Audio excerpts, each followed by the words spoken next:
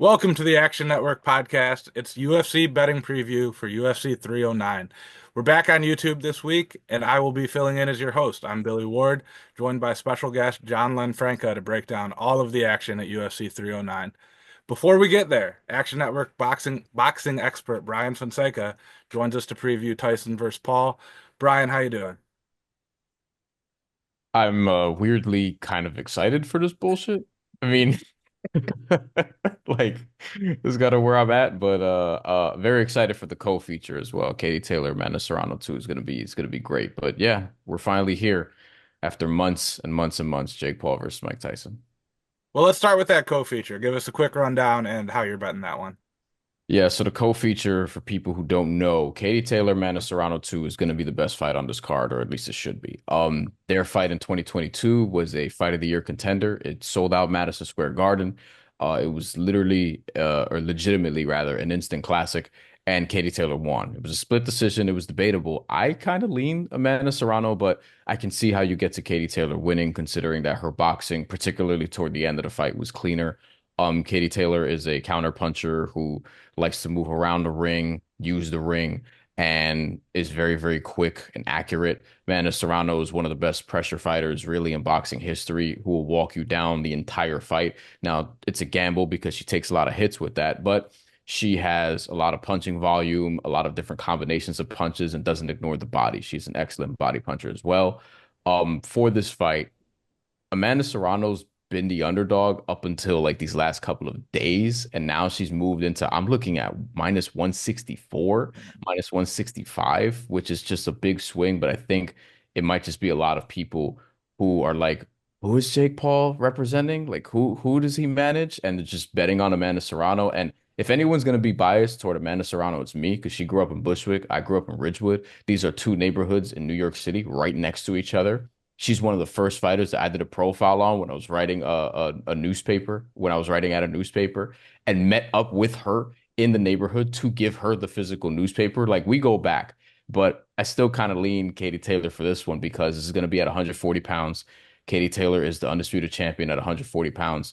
She was the undisputed champion at 135 pounds when they fought the first time, and Amanda Serrano was coming up from 126 to 135, and she fought recently at the 140-pound weight limit, although she weighed in at 136, and she fought Stevie Morgan, who put together maybe the worst performance that you'll see at a big time fight. Like it was awful, and Amanda Serrano just got her out of there in 2 rounds. So I don't make much of that performance. But to me, like Katie Taylor just has more ways to win. The weight's going to be a factor. And the fact that she's a little bit better defensively, maybe more than a little bit, is going to be something that tilts it in her favor, unless, it's tinfoil hat time and we try to give this one to Serrano, perhaps, so that there could be a trilogy and a lot of money on the trilogy. So I wouldn't ignore that. All right, so it sounds like we're taking the money line on Katie Taylor in the co-main event. No, Oh, by specifically by decision. Specifically, okay. I don't think there's going Getting to a be. little spicy with it. Yeah, yeah, that's plus 160 now at one spot. It was minus 110 when I grabbed it earlier this week, so I'm good. I feel like I have to double back now. And I would also say because this fight's going to be very close, you have to take a draw seriously. It's plus 1600. I'm looking at it right now, and I've already like put a little something on it. But the draw is going to be very, like very, very much within the realm of possibility for this fight. Whenever there's a fight that's this potentially close and it's already been very close, like the draw something you just have to sprinkle on, I feel like. All right, so I've got a similar thought on the main event, but you walk me through what you're thinking first, and I'll jump in with how I'm betting that one. I've gone back and forth with this a lot. This is kind of a head versus heart situation because my head is like Jake Paul's younger and should win this fight, and is probably not like I don't know if he's getting drug tested, but like I would think that like, I mean, Billy, you know this, like it's kind of hard to put on all that weight, Yeah. from fight to fight. You know what I mean? And granted, he didn't have to cut this time, so maybe that's just the difference, is that he had been cutting to get to 200 his last couple fights, the cruiserweight weight limit in boxing, and now he didn't have to cut, so maybe like, this is a little bit more natural for him. And then also Mike Tyson, like, my head has been saying Jake Paul's probably gonna win this or should win this. And with Mike Tyson, it's like you kind of just want to see him kick his ass, if I'm being totally honest. But to me, Like one bet that I actually liked was Jake Paul to get knocked down and win, which is still plus 450. It was a little bit better than that earlier this week. And you and I were talking about this the other day. It's like Mike Tyson has still now currently more power than Jake Paul's ever seen because Jake Paul's been fighting former UFC welterweights for like a good portion of his career. And now he's fighting like one of the best heavyweight boxers of all time, who granted he looked washed 20 years ago, but still like it's going to be 14-ounce gloves. It's going to be 2-minute rounds. And the stamina concerns that I have for Mike Tyson, I mean, I have stamina concerns for Jake Paul too, because I've seen him get winded at the end of like round two or round three against Mike Perry, and Mike Tyson is a different type of dude. Like he's older, he's almost 60, so it's gonna have to be short bursts, in terms of his explosiveness, and there's a non-zero chance that he limps off at the end of round two because he's just injured because he's older, and this fight goes to not even a technical decision, it's just a no contest, and then we might have to do this again. But to me, like Jake Paul to get knocked down and win, I looked at, parlaying at least one knockdown and putting that in a parlay, maybe with some UFC stuff actually, or some other boxing stuff this weekend. Two knockdowns was interesting to me. Maybe that's a little ambitious, but that has some plus money right now, so that's looking pretty good. I do think Jake Paul should win this, and I feel like if Mike Tyson does, it has to be by knockout. I don't think Mike Tyson's gonna win on points. Yeah, so I definitely tailed your to be knocked down and win. That was how I bet Tyson Fury when he fought Francis Ngannou. So I was kind of seeing a similar vibe here. The other one I really like is Jake Paul by decision at plus 320. I got it at. I think Paul kind of carries Tyson here. I don't think he's coming out trying to kill him. I know he slapped him and they're doing a whole thing. I don't personally believe any of that. I think we're just out here selling a fight. Jake Paul is a good boxer, but he's a great businessman. And it's not good for business to be hurting or brutally knocking out a 58-year-old multi-time grandfather. So I expect Jake Paul to come out here, dance around, avoid the power, jab him on the outside. They'll get in there and mix it up a little bit, but he's not really trying to kill him. That's plus 320. I can't believe that line is that long. So that's my favorite bet for it. It's a little bit on the conspiracy theory side, but it is what it is. Given the 2-minute rounds, the big puffy gloves, and the business elements of it, I think that's the way to play it. Mike Tyson is at least giving off that he's taking this seriously. You know what I Yeah, okay. mean? Like I heard the story again about how somebody said when he's like there were times where he's done interviews in the past and he's trying to channel that again, where he would like before fights cry for his opponents allegedly because he knew he was going to destroy them, which I don't look, I'm sure that mentally, let's say this is not a conspiracy. Mentally, I'm sure he can get back to this place, but physically, I mean, we're Right. this is a long time. Like Kevin McBride was 19 years ago, and if you see how he looked in that fight, it's tough. Now, granted, he looked better than I expected against Roy Jones Jr. in that exhibition that I don't know how many people watched on Triller. Remember that a few years ago when COVID was COVID, like the real shit. But like. I don't know. Like this is also, I will say this to people, like be cautious about spending a lot of money on betting on this fight because this is just conspiracy theory like type of like this is too much of a circus to bet like a serious amount of money on. Like no bet that I place is going to be for more than like maybe a third of a unit because there's just so many things that can go left with this. Yeah, I mean, it's always great advice in combat sports because this is the most ridiculous spectacle across the board. But yeah, especially this one. All right, thanks, Brian. Definitely will be tailing your picks there, and we'll talk to you soon and see how it went. All right, thanks guys. Appreciate it. All right, let's welcome in John. You know him as Johnny L Football on Twitter, and filling in for Sean Zerillo this week to break down UFC 309. The main event is John Jones versus Stipe Miocic. This was originally booked to happen last year at the Madison Square Gardens card.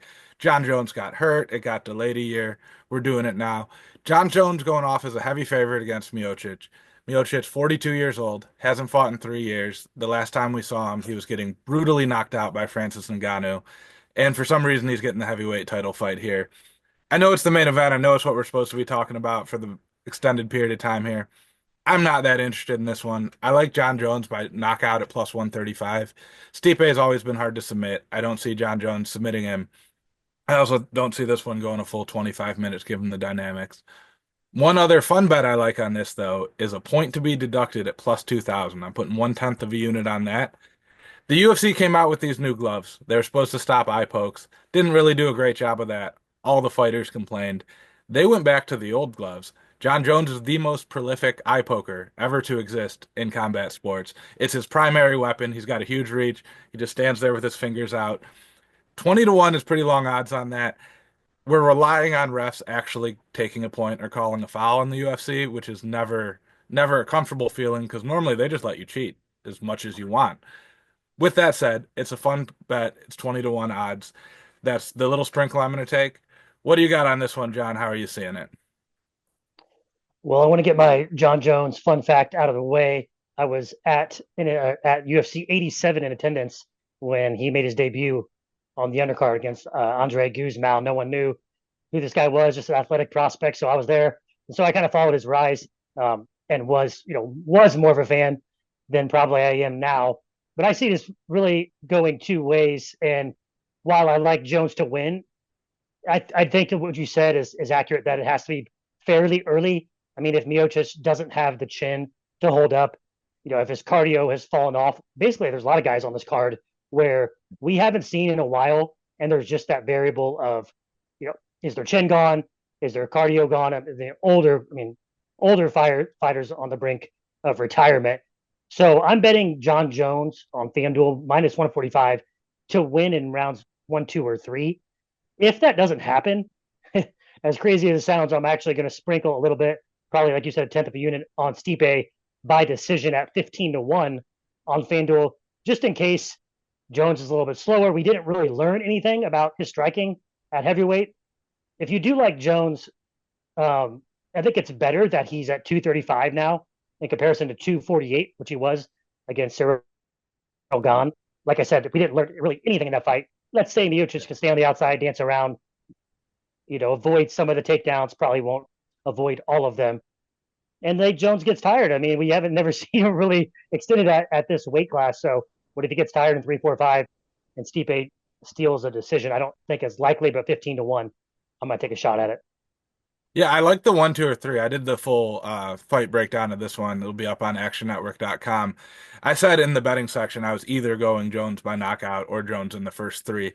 Ultimately went with the knockout just because we're getting a better price, but I think those are both pretty solid calls. And yeah, Stipe by decision, heavyweight fights often end early or not at all as the big guys get tired. So that does make a lot of sense to me. Let's move on to the co-main event. It is the rematch that I don't think too many people asked for between Charles Oliveira and Michael Chandler. Oliveira, about 3 years ago, finished Chandler in the second round in defense of his then lightweight championship.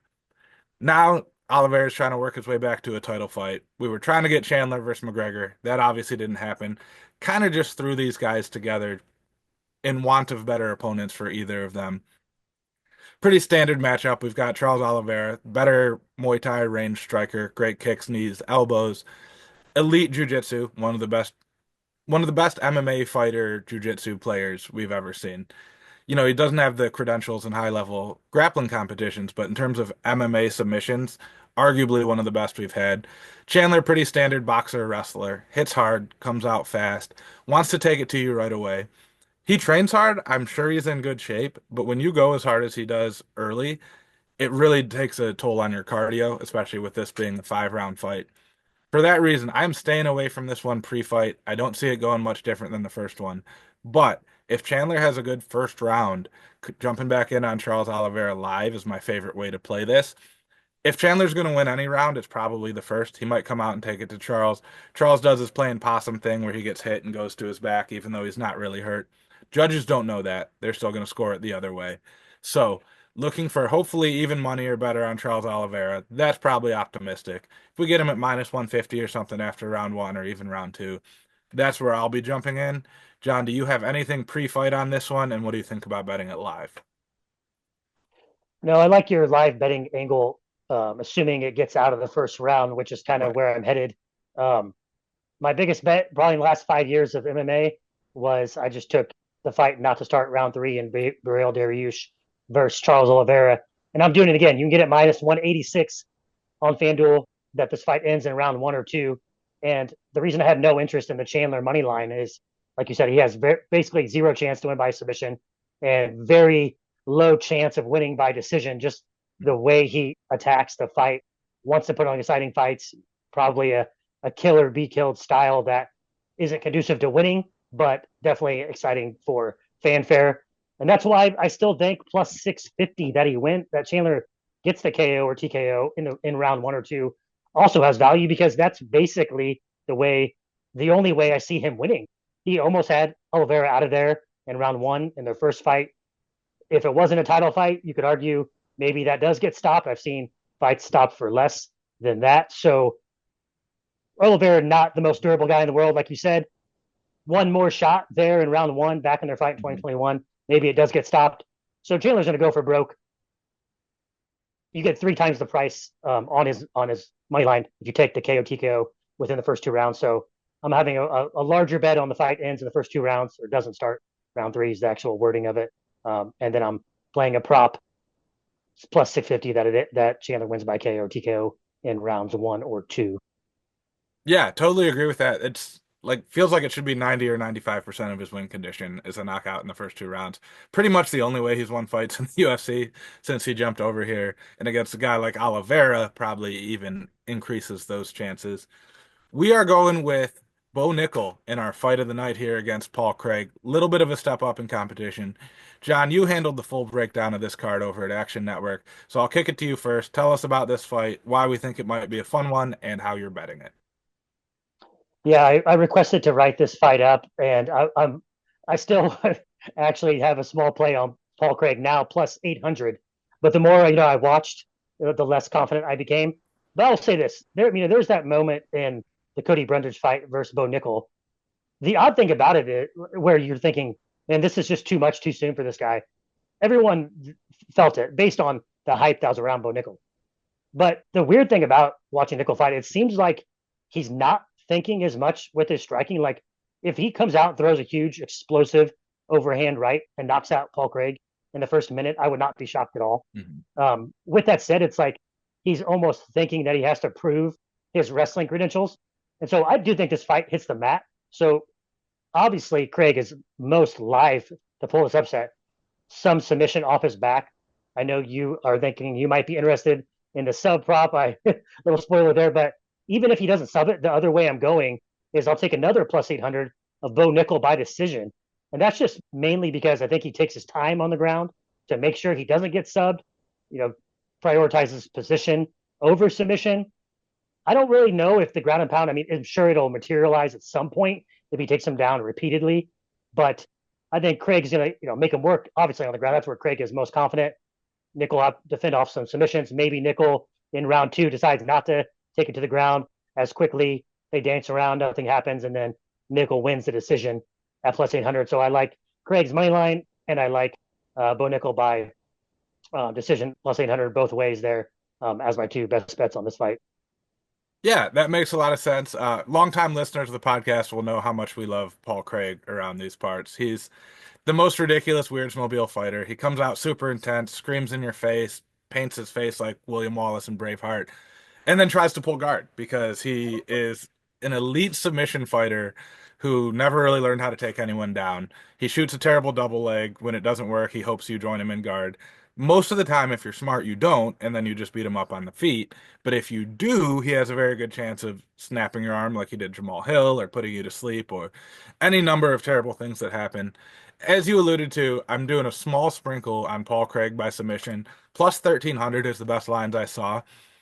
If he's going to win, it's going to be how, right? So that should be a lot closer to his money line.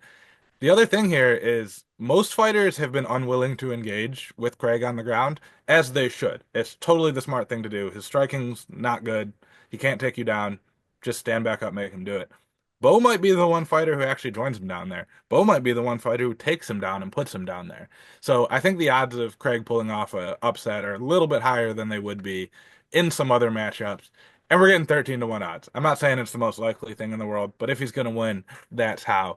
I really like that as, a very small sprinkle, point 0.1, point 0.2 units, something like that. And speaking of, underdog odds, we're going to move on to our favorite underdogs of the night. We got one in common, so I'm going to start with my two, and then we'll get it to you for the one that we share. First one, Eduarda Mora. She's plus 122, taking on Veronica Hardy. I think if Mora weren't going up a weight class, she'd probably be favored here. She fought both of her first two UFC fights at 115. This is at 125. If you look at the pictures of them next to each other, she is still way bigger than Veronica Hardy. Moore is a great grappler. Her nickname is Ronda, which I'm a little annoyed by female fighters who use Ronda or some version of that as their nickname because you're not Ronda Rousey.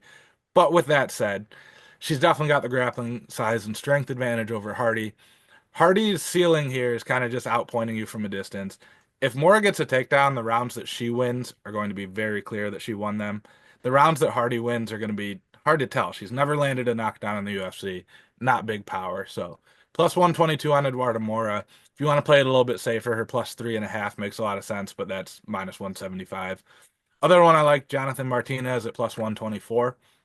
Had a six-fight winning streak snapped because he fought Jose Aldo. Now he's fighting Marcus McGee, who's 3-0 in the UFC, but has fought kind of the dregs of the bantamweight division. Big step up for McGee, big step back down for Martinez, and you can get J Mart at plus 124. McGee might really be as good as he's looked in these early fights, but I want to take plus money on the other side and make him prove it. And then last one, I'll touch on it real quick. I took Basil Hafez early in the week at plus 180. Line is now blown out all the way to plus 240. I don't know why he's this big of an underdog. You're on the Hafez side too. Tell me what you're seeing in that fight. Yeah, I think really what it comes down to is if he can neutralize the wrestling at all. I've heard people say that it's close. I personally think Oban Elliott is a way better wrestler.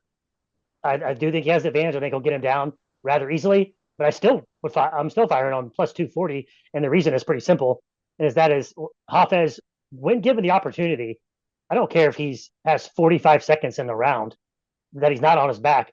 He's swinging, and Oban Elliott, while I think he's gotten better from his time at Dana White Contender Series, he's willing to get in this brawling range. And I don't think his striking is terrible by any means, but he got clipped by Val Woodburn. He got clipped in his Dana White Contender Series fight and was hurt badly, seemingly in both. And I think Hafez, has the power to put him out, honestly, or at least hurt him. We could see some grappling exchanges where Elliott is winning, and then obviously we know damage is scored a lot more heavily right now by the judges. So he takes one big shot, Hafez steals the round. And if I'm wrong and Elliott and Hafez are closer to being equals in the wrestling department, then it's absolutely no brainer to take him at plus 240. As someone who's a Jack Dello Madalena truther and thinks he's a future welterweight champ, I think he overlooked Hafez a little bit in that fight. We won't get too deep into that, but impressive showing and a really impressive showing of toughness in the third round as JDM were just beating him up and he took, everything from him. So, while I think Elliott might have the wrestling and cardio advantage, if that's not the case and they're standing for extended periods of time, Hafez is going to beat him up and he's going to land some big shots. Yeah, I agree with that. I also think Hafez maybe not the better wrestler, but the better pure grappler than Oban Elliott here. He's a guy that if you follow like the BJJ scene and the East Coast UFC or MMA scene, people have known about him for a while. He's competed in some high level grappling stuff, does a lot of the Pro Fury events, and really took it to both JDM and Mickey Gall. I'm gonna have a Mickey Gall fade later in this show, but Mickey Gall, for all of his faults, can grapple a little bit. And then the other thing on the Elliott side of it is he got taken down twice by Val Woodburn and knocked down. That's not a good sign. Val Woodburn is not a UFC level fighter. He got brought in to be sacrificed at the altar of Bo Nickel.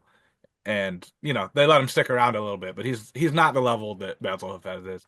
I think the plus 240 or so is crazy. I took plus 180. I'm just going to double down on that. I was hoping, I figured the line would go the other way. So I'm pleasantly surprised to get this. And then you got one more underdog for me. So give me that before we move on to our other props. Yeah, again, I'm talking about the older fighters, but I'm going to roll with Jim Miller. And one of the reasons is Damon Jackson. I mean, he's getting older as well, and his durability is not the best. So Damon Jackson, obviously, more of a natural featherweight, moving up to lightweight here. So I'm not saying Jim Miller's going to have some big size advantage over him, but he's been fighting lightweights virtually his whole career. I mean, most of his career, I'd say majority, he has been a featherweight, I believe. But when this fight is at distance, I think Jim Miller actually has a big advantage in the striking. Now, Can the Leech, Damon Jackson hang all over him for extended periods? Maybe, but Jim Miller still in that opening round, I feel like is dangerous enough Mhm. to win that round. And if he can, I mean, he's not some bad grappler. He's a very good grappler, has a lot of wrestling credentials. If that again is closer to even, where you just get back to his feet repeatedly, then I think Jim Miller may even deserve to be favored here, assuming that we get extended periods of the stand up. Like I said, I think Miller is faster. He's still crisper. They say the old adage that the last thing to go at your age is actually your power. So, I mean, maybe he does land something big on Damon Jackson. So, even if it's a coin flip fight, I like, taking plus 150 at those odds right now. Yeah, I agree with that. I did the full breakdown of this fight, and that was one of my bets. The other one I'm taking is the under 2.5, which is also plus money at plus 124. Both guys are cardio liabilities. Both guys can hit hard a little bit. Both guys have submissions in the tank. I don't see this one going all the way, one way or the other. I don't feel confident in who gets the stop. So my logic here is if we get a Jim Miller win, or a stoppage in the first 2.5 rounds. I'm going to come out ahead either way. If it happens to be Jim Miller who gets that stoppage, then it is a huge night. This one, strangely, and I wish we had our old friend Brendan Glasheen on this podcast, but this one, strangely, is kind of like the store brand version of Charles Oliveira versus Michael Chandler, with Jim Miller playing the role of Chandler. We got the power punching boxer wrestler against the taller, skinny guy with some submissions and a little bit more diverse striking game. I do think Jim Miller's better, though. I love that they're matching him up with fellow veterans rather than feeding him to young, hungry fighters. So, like this fight, and that is the transition into our props piece because that is one of my two top props. The other one, I already gave this one out for John Jones. I'm also taking Chris Weidman or Eric Anders to have a point deducted at plus 2,000. Chris Weidman landed some vicious eye pokes in his last fight against Bruno Silva. It's a TKO win for him officially, but I think he dropped him with the eye poke, and that was what led to the stoppage. Again, back to the old gloves, makes it even easier to poke in the eye. We're betting on the refs to care a little bit, but I'm doing point 0.1 unit on that, and then I'm parlaying those two together. It's like 400 to 1 odds, or better than that, at like 0.01 unit just for fun. Let's get some refs that actually care, actually enforce some rules here. See if we can get a point deducted in either one or both of these fights. And then you got two other props for us here, right, John? Yeah, let's stick with the Anders Weidman fight. So, Weidman, 2 fights removed from coming back from his injury. He got Mhm. outstruck 70 to 37 against Brad Tavares. And then in the last fight, Bruno Silva, I mean, did him a favor. He put out virtually no volume on the feet in round one. Weidman held him down for almost 3 minutes of round one, like just against the cage where you're virtually resting. And then to start round three, that was the second eye poke from Weidman. So he had about a 90-second break there after the minute in between rounds. So I mean, Anders, for all of his faults, he hasn't finished anybody or one person in the last 5 years. But he actually has been putting a pace on some of these guys. Mhm. He would be doing Weidman a huge favor by not doing that here. I'm not saying he's going to go in and out grapple him and take him down a bunch, but Weidman's cardio to me has always been an issue, and he kind of got saved in that last fight. We didn't really see if he was exposed because he had so many breaks there in the, like you said, the third eye poke from Weidman ended up being the stoppage of the fight. I can't remember if it was TKO or decision. I know they stopped the fight at that point, but long way of saying I think Anders can put the pace on him. I think he can really land more volume if he doesn't stay in kicking range. We saw how many kicks wide. That's basically all he did was throw kicks and to the body and low kicks last time versus Bruno Silva. So I think Anders at close to 2 to 1 plus 195 is the best line there on FanDuel by decision is the way I'm going with that. And my other prop, I'm taking a shot plus 750. I know you just talked about Veronica Hardy being the points winner, but I'm just not that impressed with Mora, and I think she is a complete size bully. I mean, Veronica Hardy is the biggest fighter she's fought, really. And she, Mora in that first round in her UFC main roster debut versus Ruiz, shot a double leg and actually lost the scramble, and Ruiz pulled guard. And I saw that, and I was like, I mean, that was just a huge red flag to me. And then against the fighter, Denise Gomes, who she lost to, Morris, I'm speaking of, I mean, Gomes was right in front of her. I think Hardy is way more agile, way faster, and actually can win some of those scrambles. So I wouldn't be shocked if, Mora does get a couple takedowns, but loses some of these scrambles. And then I noted in that Denise Gomes fight, when Mora is implementing her game plan, she was pretty gassed at 2 minutes and 40 seconds in the second round. And I'm kind of playing into my now somewhat famous to myself Neil Magny TKO win over Mike Malott at 18-1 that I had on the prop squad a while back. I'm not necessarily looking for some prolific finisher. I'm just looking for someone competent against someone that I think can be absolutely gassed. And if you think Mora can gas at 125, she didn't make the weight in her last two fights. So I'm not saying I'm not going to be the person that says, well, now she won't get tired by not cutting that weight. So I think she gets tired again. I think Hardy could catch her in a sub. I think Hardy could drop her. Let's just see what happens in the third round if Mora is completely gassed from chasing Hardy around the cage. Yeah, I mean, I don't hate that either because part of my thesis on Mora is that when she wins rounds, they're going to be definitive, and when Hardy wins rounds, it's going to be close. But that means Hardy might need a finish to get the win at all. So when you're getting that much better of a price relative to her money line, it is hard to complain about that. And we're moving on to what we officially call the best bet segment. I'm calling this final bets, at least for me. I don't feel particularly strongly about this one. Another slight underdog that I like, Ramiz Brahima, fighting Mickey Gall, who we mentioned before. It's just kind of a classic buy low spot for me on Brahima. He looked kind of rough in his last fight against Themba Gorimbo. That was his first fight in, I think, 2+ years. Had a couple neck surgeries, had considered retiring, was just in a really bad spot physically.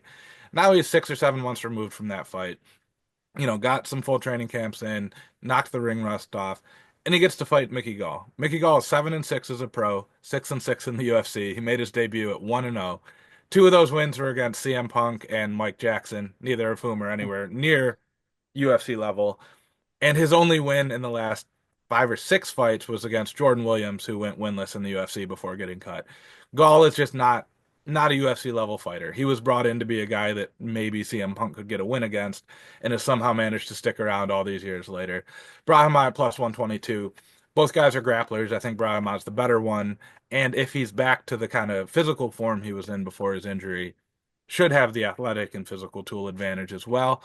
And then, John, you're going with a fighting nerd pick as your best bet. Tell me about Mauricio Hufi.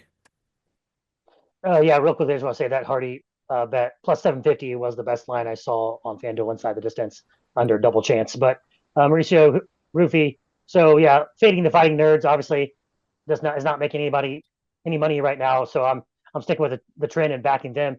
He obviously is drawing these Conor McGregor comparisons, and I kind of see it with the counters and those stinging fast hands. I mean, even sometimes the way he's like just throwing one shot at a time, but seemingly extremely accurate. And then you have Yon Top on the other side, who is a much more active fighter, in your face, kind of might mix in some grappling, which he needs to do if he's going to have any chance in this fight. I don't think he's athletic enough to get it done.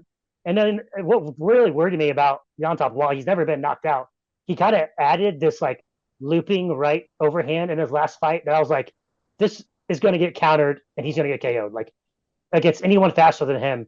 And there's just a massive hand speed difference between these two guys. And then lastly, Yon Top is a lightweight. He's 155. Dana White Contender Series, Rufy was up at 170 and got the TKO in the third round, kind of proving they can carry that power for all 3 rounds. So I got the faster guy, the more powerful guy, the bigger guy, the prospect fighting out of one of the best camps in MMA right now. So I think he gets it done minus 140 by KO, TKO. Yeah, and you mentioned the size. They're doing this at a 165-pound catch weight. No official reason for making that shift was announced. It was originally a lightweight fight. If you look at both their records and just look at both of them physically, it seems pretty clear that the reason they're doing it at 165 is not because James Lontop couldn't make 155. I don't know that for sure. That seems like the likeliest outcome. And just the matchmaking here, they're putting Hoofy against a 0-2 guy in the UFC who likes to stand and bang. It's kind of clear what the UFC wants to happen here. And when we're betting, I try to be on the side of the promotion because they usually know best and know what to do. Not always, but that's typically how it goes. That's going to do it for our UFC 309 betting preview. You can find tons more UFC 309 content from John and I in the Action Network app and at actionnetwork.com, where John also previewed Hoofy Lontop in a longer piece. Don't forget to download the free award-winning Action Network app. And if you haven't already, subscribe to Action Pro using Pod 20 for $20 off an annual sub. Last plug for me, be sure to jump in the Action Network Discord. We've been chopping it up all week talking about fights. Occasionally, the podcast is a Discord exclusive thing. So if you've missed the show the last few weeks, that's where you can find it. It is free to join, and you can get in there and mix it up with all your favorite experts and talk sports, sports betting, and more. Thanks, everyone.